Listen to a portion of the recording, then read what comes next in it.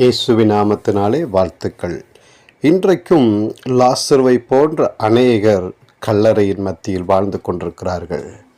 அந்த கல்லறையிலிருந்து விடுதலை செய்வதற்கு இயேசுவினிடத்தில் வல்லமை இருந்தாலும் அந்த வல்லமையை உணராத ஜனங்கள் கல்லறை என்கிற குடி பழக்கத்தின் கல்லறைக்குள் வாழ்ந்து கொண்டிருக்கிறார்கள். விக்கிரக ஆராதனை என்னும் கல்லறைக்குள் வாழ்ந்து கொண்டிருக்கிறார்கள்.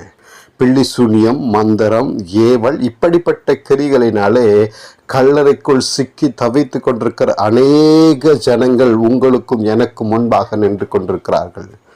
அவர்கள் ஒவ்வொரு நாளும் கல்லறைக்குள்ளவே தங்கள் ஜீவனை பண்ணி கொண்டிருக்கிறார்கள். குடும்பம் என்கிற சுமையினால சிக்கி தவித்து கொண்டு, கடன் பிரச்சனை என்னும் பிரச்சனையால சிக்கி தவித்து கொண்டு அவர்கள் வாழ்க்கை முழுவதும் லாசருவை போல கல்லறையில் வைக்கப்பட்ட நிலைமையிலே வாழ்ந்து கொண்டிருக்கிறார்கள்.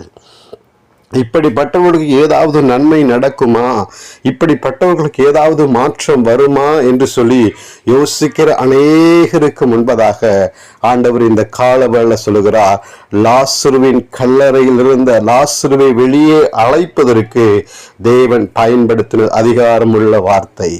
இப்படிப்பட்ட கல்லறைக்குள் சிக்கி தவிக்கிறவர்களை விடுதலை செய்வதற்கான அதிகாரம் இன்றைக்கு உங்கள் கரத்தில் இருக்கிறது. லாசருவை வெளியே அழைப்பதற்கு குடி பழக்கத்திலும் விக்கிரக ஆராதனையிலும் வேசித்தரையிலும் சிக்கி தவிக்கிற விடுதலை அடைவதற்கான வார்த்தை உங்களிடத்தில் இருக்க. அந்த வார்த்தையை பயன்படுத்துங்கள். லாசர்கள் வெளியே வருவார்கள், அற்புதங்கள் நடக்கும், அதிசயங்கள் நடக்கும், ஊழியங்களிலே முன்னேற்றங்கள் காணப்படும். லாசருவை வெளியே அழைத்து அற்புதமாய் நிறுத்துங்கள். ஆண்டவர் உங்கள் ஊழியத்தில் பலத்த அதிசயங்களை செய்வார். God bless you.